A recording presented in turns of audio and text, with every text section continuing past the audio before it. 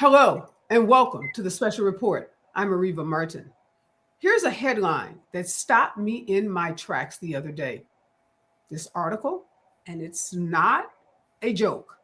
The founders of this new development say you must be white to live there. Now, it's 2025, and segregation isn't supposed to be legal. Well, not in the United States, that is. But this recent New York Times article tells a chilling truth. A housing development openly testing anti discrimination housing laws by barring non white, non heterosexual residents. You must be asking the same question I'm asking, which is how can this happen in modern America? Well, to put this alarming story in context, we're joined by Richard Rothstein. He is a historian and author of the very popular book, The Color of Law, a forgotten history of how our government segregated America. Now, this book reveals how housing segregation in the United States wasn't accidental, wasn't private, but rather the result of deliberate government policy.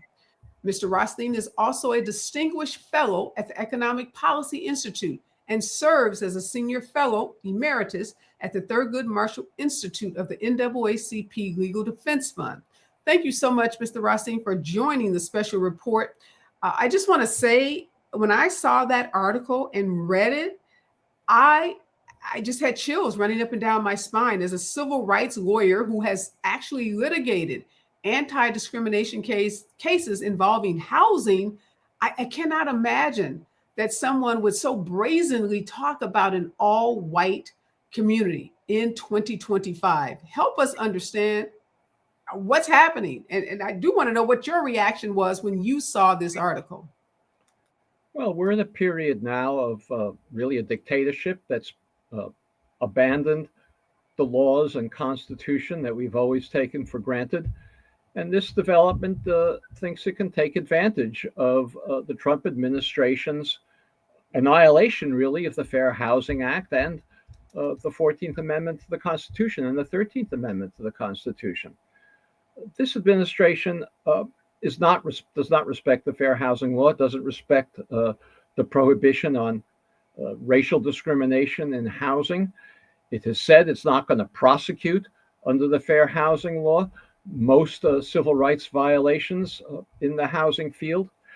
The administration even went so far a couple of weeks ago to go to court to set aside a settlement that had been negotiated 5 or 6 years ago that against a real estate agent who was disparaging Black neighborhoods in violation of the Fair Housing Act to discourage Black applicants from attempting to come to the real estate agency and purchase homes. It's a blatant violation of the Fair Housing Act. You cannot, under the Fair Housing Act, you cannot disparage Black neighborhoods. You can't steer people to different neighborhoods. You can't give African Americans different information about neighborhoods than you can whites.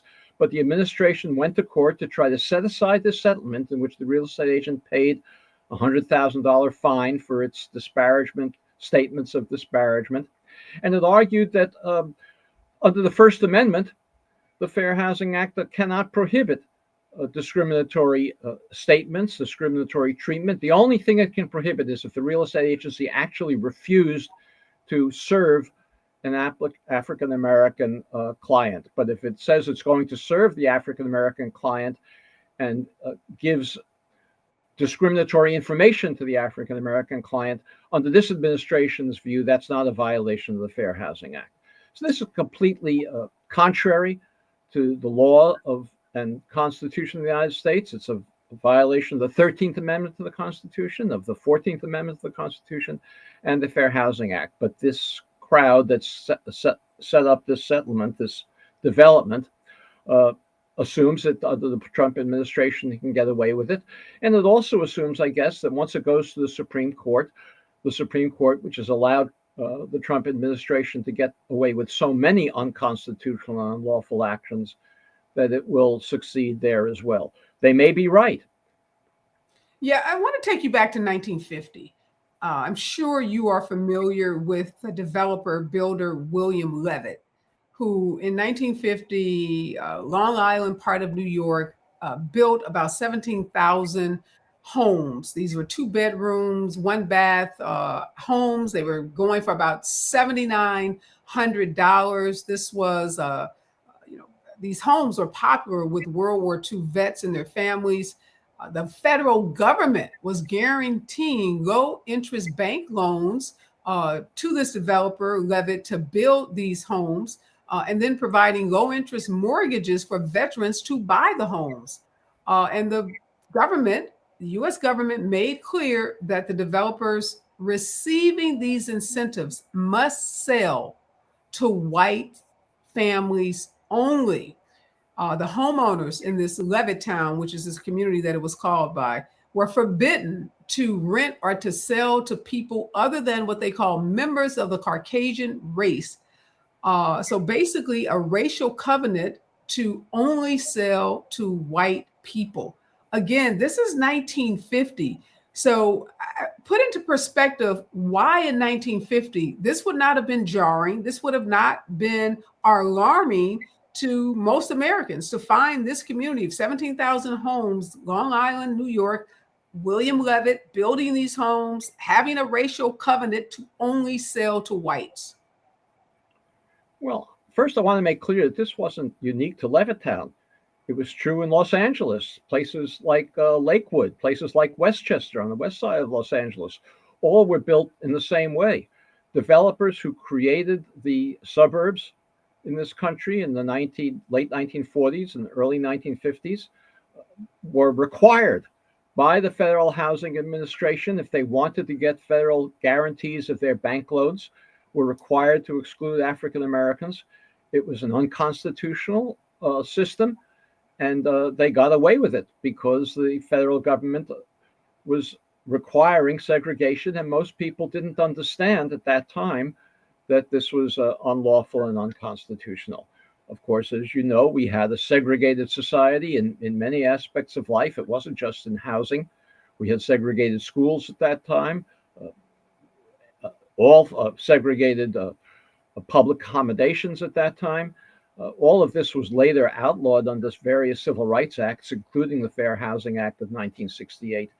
But I want to make clear that it wasn't until 1968 that it was unconstitutional and unlawful. It was unlawful and unconstitutional going back to 1865. In 1865, we adopted the 13th Amendment to the Constitution. It banned slavery, and Section 2 of the 13th Amendment required Congress to pass laws implementing that 13th Amendment and abolishing unequal treatment of the former slaves. In 1866, the Congress passed a civil rights law that was very explicit about housing segregation. It said African Americans, or rather, it said all people should have the same rights as white people to buy and sell property, to make contracts.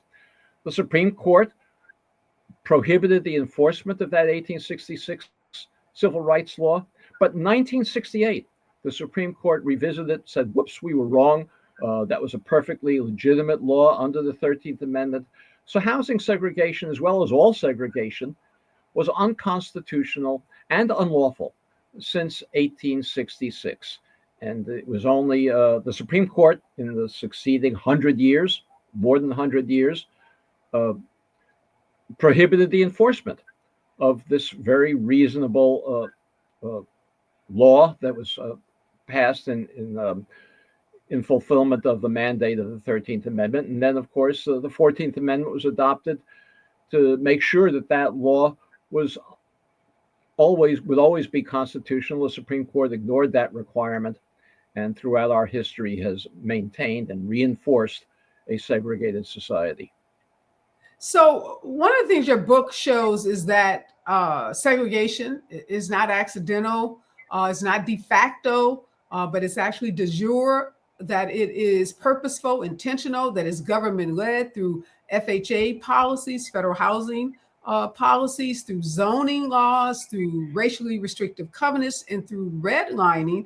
But this community, this community that this article talks about, this isn't a government created community. So this is these are private citizens. These are private developers who are building this community. So how does that fit with what your book talks about in terms of intentional segregation in housing created by governmental policies? Well, we created segregation with government policy, but the laws of this country make private discrimination also unlawful, and the 14th Amendment makes them unlawful, unconstitutional. So while the government is responsible for creating the framework of segregation that has segregated every single metropolitan area in this country, we're also prohibited under the Fair Housing Act, under, as I said, the 13th and 14th Amendments, under the 1866 Civil Rights Law, from private discrimination. And this development, and by the way, the company that created this development is boasting it's going to do the same thing all over the country. It's going to create white-only developments everywhere it can. It's blatantly unlawful, blatantly unconstitutional, but we don't have laws and constitution being enforced in this day and age, and they may get away with it. And what it will take is not lawsuits. I hope lawsuits will be successful, but what it will take will be a form of resistance, of direct action that communities all over the country are going to have to create in order to resist this dictatorship. I'm glad you mentioned that the founders of this housing project, housing community, this whites only housing community, have said they plan to build communities like this all over the country. The article talks about them being empowered or feeling emboldened by the Trump administration to blatantly flaunt our anti-discrimination housing laws. But one thing that's interesting about this is the federal government nor the local government in this community have not stepped up to warn, to threaten, to advise these developers that this is a form of discrimination under our anti-discrimination housing laws. What do you make of that? That we haven't seen any governmental intervention with respect to this housing development? Well, the national administration, the Trump administration, has made clear it has no intention of enforcing the Fair Housing Act. As I indicated a few minutes ago, they even went to court to set aside a settlement that had been made against a real estate agency that was discriminating, claiming that real estate agents have the right to discriminate so long as they don't absolutely refuse service, but they can give service to African Americans and then misinform them about the housing opportunities that are available. So the federal government has indicated clearly it's not going to enforce our civil rights laws. The state of Arkansas, the attorney general there, said he's looking into this development, but and seeing whether it violates Arkansas law. But he's been looking into it for several months now. This is not a new the news article that you cited recently in the New York Times is way behind the times. This has been reported all over the country 3 or 4 months ago, and the Attorney General of Arkansas is still looking into it. I don't know what there is to look into there. It's so blatant that it should immediately inspire a reaction from the Attorney General, but apparently he can't figure out what it means when you say the development is for whites only. Yeah, you can't think of anyone being more blatant in their racism. It's not coded. It's not dog whistle. It's directly 1950s language, like this Levittown and like so many other communities that you identified. And yet, as you said, this Attorney General for the state of Arkansas, which is where this community is. This community is in like the Ozark area of Arkansas, rural part of Arkansas. But what does this say for other red states? We know that the Trump administration selectively goes after Democratic states to enforce many of his unconstitutional dictates and executive orders. And he pretty much has a hands-off red states policy approach. So if Arkansas can do it, maybe Missouri, maybe Georgia, maybe Texas, maybe Florida, all of these red states that have governors and governments that are friendly to the Trump administration. What's going to prevent these developers from going into a big state like Texas or Florida and building all white communities in those states? Well, the only thing that's going to prevent it is a resistance movement. And that's not just lawsuits. It's got to be people organizing in their own local communities to challenge policies, not just waving signs and wringing their hands, but to challenge policies directly that the Trump administration is following in order to destroy our democracy, destroy the rule of law in this country. I recently wrote an article. It's on a Substack column that my daughter and I run, and you can look us up on Substack, giving examples of the kinds of things that local people can do in order to try to resist the Trump administration. One of the examples we give has to do with housing and fair housing. The Trump administration will not pursue, the Department of Justice will not pursue discrimination in housing, but there's no reason why local groups, local activist groups can't do it. They can test realtors who discriminate, sending buyers to real estate agencies, both black and white with similar backgrounds, who see if they're treated differently. And if they uncover discrimination, they can take action against those realtors. They can boycott them. They can picket them. They can mobilize people to protest them. So we have to get moving on these kinds of direct actions. We can't simply wait for lawyers. And I know you're a lawyer. I hope you're successful, but I'm not counting on it. We can't wait for lawyers to solve these problems for us.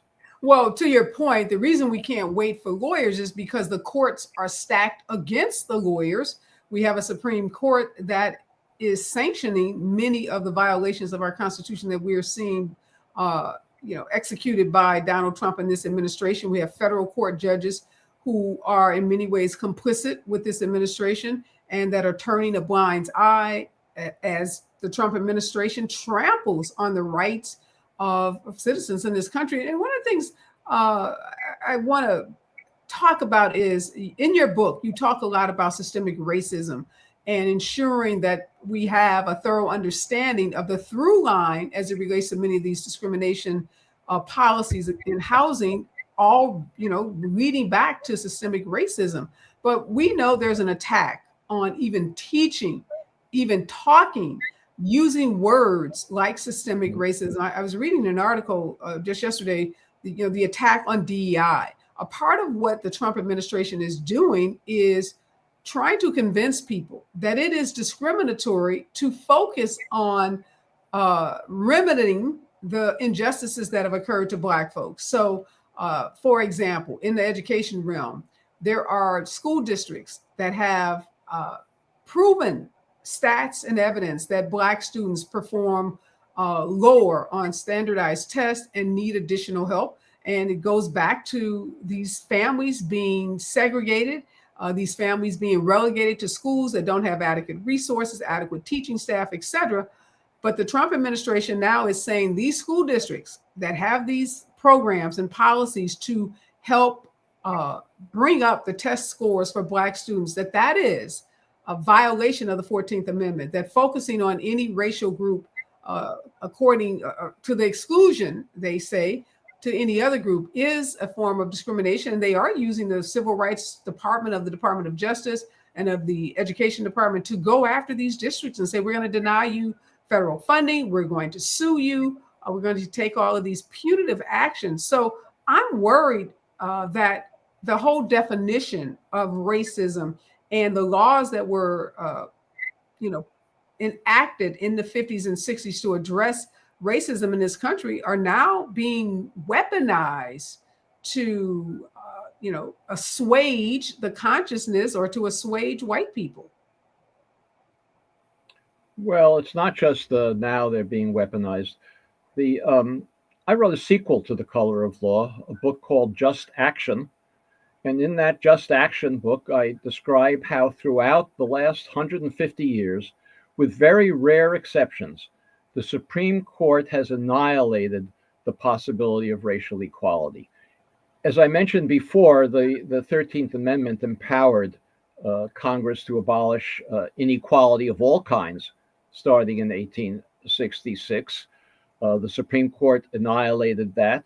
So this is longstanding. The current administration does not have a race neutral view of the 14th Amendment. It believes the 14th Amendment is designed to protect whites against any effort to remedy inequality. Recently, the Trump administration did something that is, I think, most troubling, and it's not gotten sufficient attention. It's designed to wipe out the black middle class. You'll forgive me, people like yourself who have succeeded in this country. And the way they're doing it is they are requiring colleges to report the race and test scores of all of their students.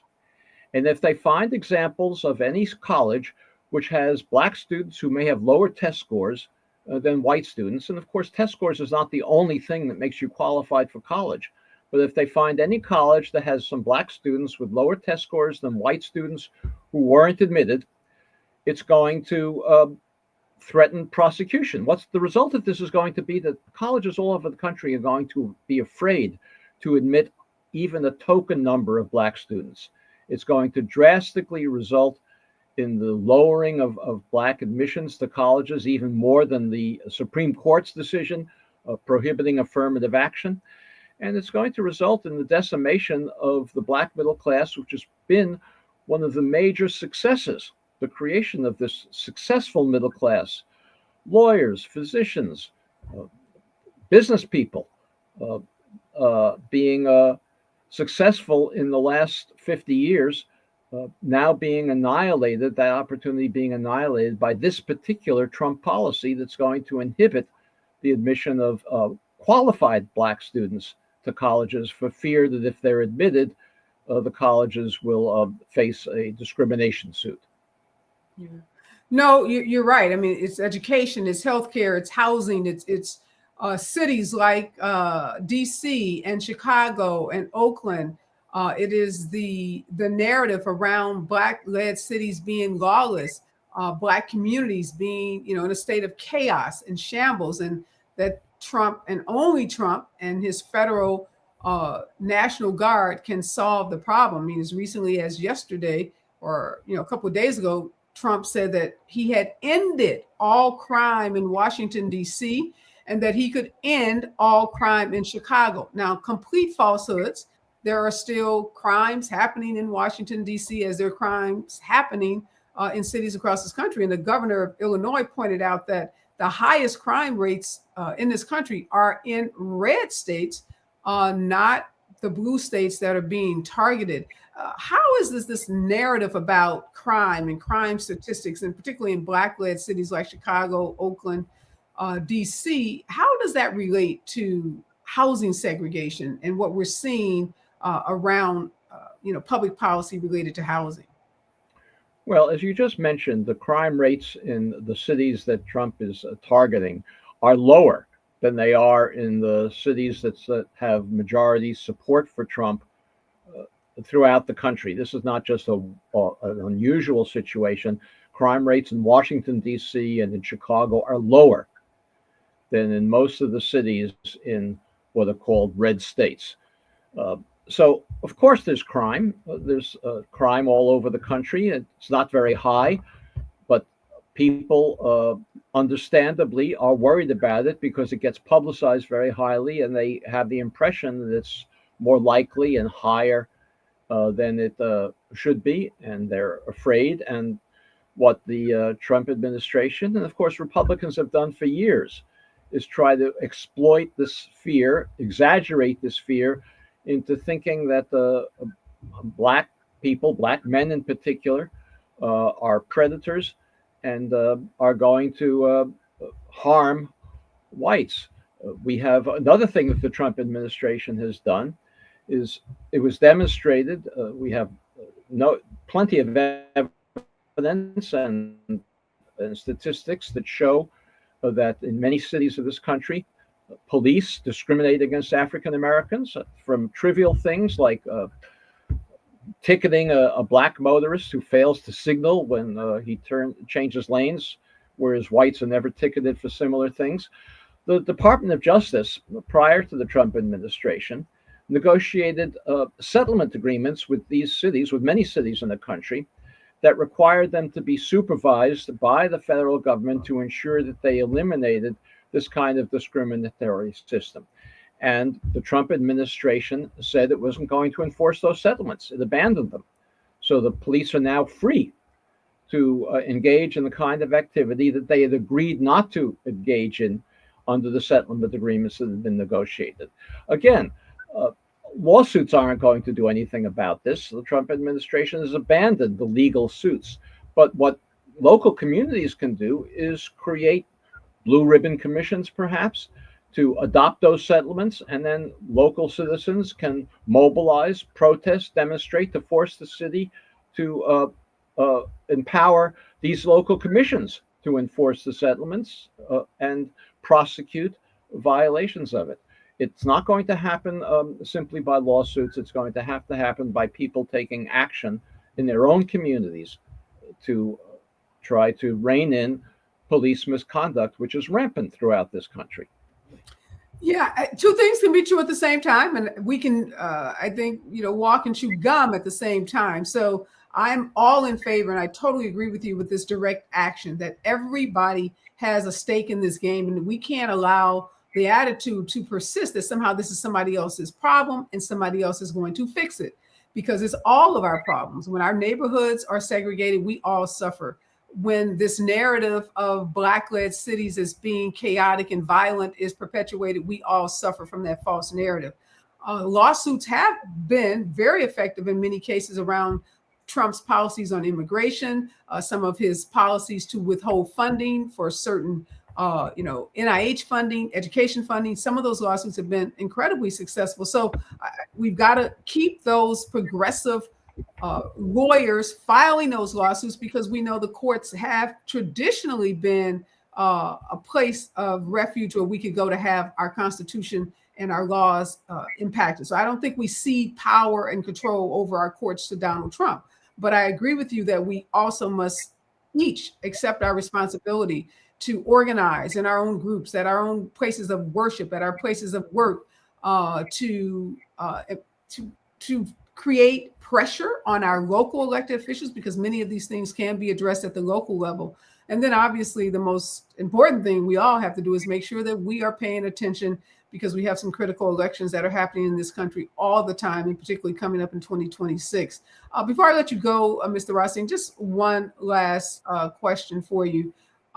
If you had an ability to talk to that Arkansas Attorney General or the officials in Arkansas, including other developers and policymakers, what would you say to them about this all-white development and these funders who want to perpetuate this kind of racial discrimination in housing? Well, I think I've said in this interview what I would say to them, but they know this. They know it's unconstitutional. They know it's unlawful. They think they can get away with it because we have a white supremacist president now who is refusing to enforce these laws. As I said before, the Arkansas Attorney General doesn't need 4 months to decide whether a housing development that says it's for whites only violates the Civil Rights Act of that state as well as of the country.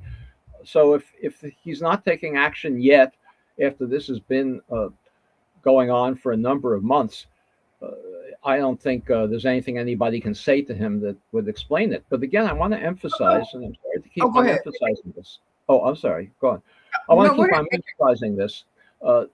This is people are going to have to take action in their own hands and not wait for the attorney generals to do something about it. For example, I don't know whether banks are issuing mortgages to the home buyers who are buying homes in these white-only developments, or if they're only open to people who can pay only cash. I doubt it. I think that there are mortgages being issued. And if there are, those banks should be targets of demonstrations, of protests, of boycotts, because they're violating the Fair Housing Act.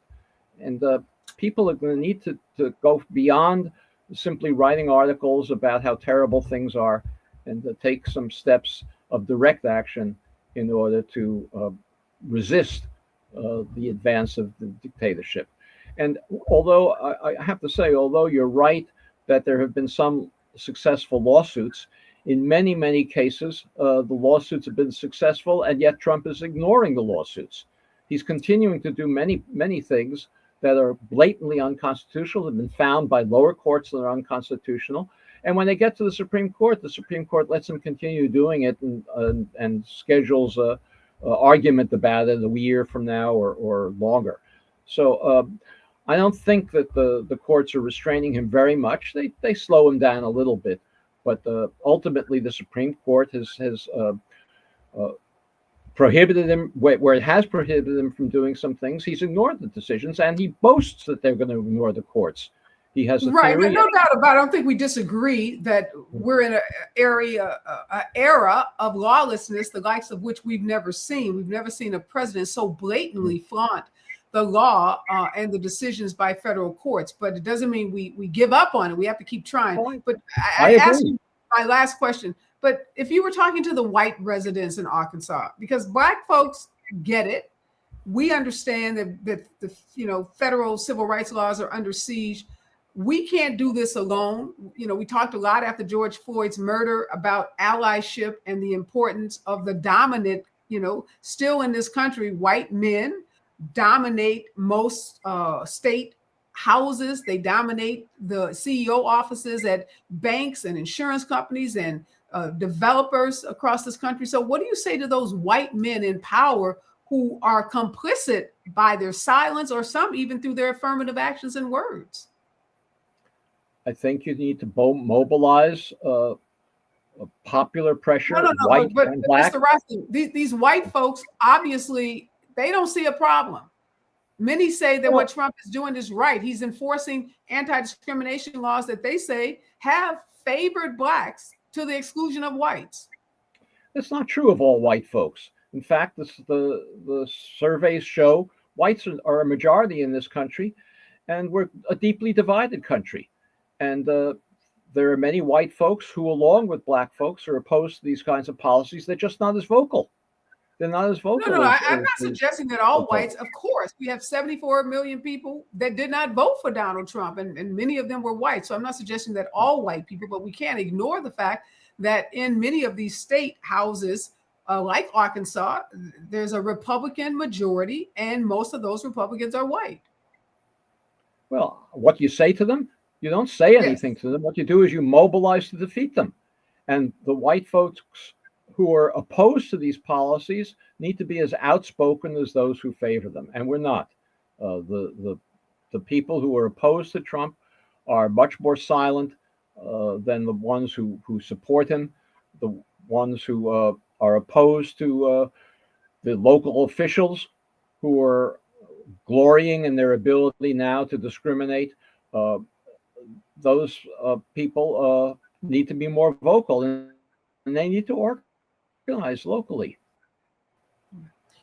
No doubt about it. We've got our work cut out for us. We got a lot of work ahead of us. And again, this is the job for all Americans, not just some, not just the courts, not just the lawyers, the judges, and not just the activists and organizers. Everybody needs to see themselves as an activist and an organizer in this moment. Thank you so much today, Mr. Rothstein, for your insights and for challenging us to ask, is segregation history? Is it in our past, or is it still alive today? And what can we do? As you said, what can all of us do to resist efforts to roll back all the progress that we've made in this country as it relates to segregation? I don't think, and I agree with you, that most people, white, Black, red, yellow, or green, want to go back to an era where all of our institutions are segregated, and that where people live in such distinct neighborhoods, go to different schools, go to different churches, work at different jobs. A lot of work to be done. And I just want to say to my viewers, never, ever assume that progress is automatic. Only clarity, truth, and action stand in the way of repeating history. I'm Areva Martin, and thank you for watching the special report. Calling all BIPOC college students, recent college graduates, and clinicians. Here's my story about CORE. a unique workforce development program that is changing lives. My brother is the most caring person you'll ever meet. With his autism diagnosis, my family had to fight to make sure that the resources he deserved were available. That's why my goal has always been to help children with developmental disabilities and give them chances my brother may have missed. So when I heard about the CORE Fellowship, I knew immediately it was for me. The fellowship opens doors for myself and others like me. They offer training, a stipend while you're learning, job placement, and they'll pay up to $10,000 of my student loan debt. The CORE Fellowship is going to allow me to achieve my life's purpose. They care about me, so I can care about others, like my brother. Visit the website to learn more about the CORE Fellowship. Discover your core passion, your power, and your purpose. Apply today.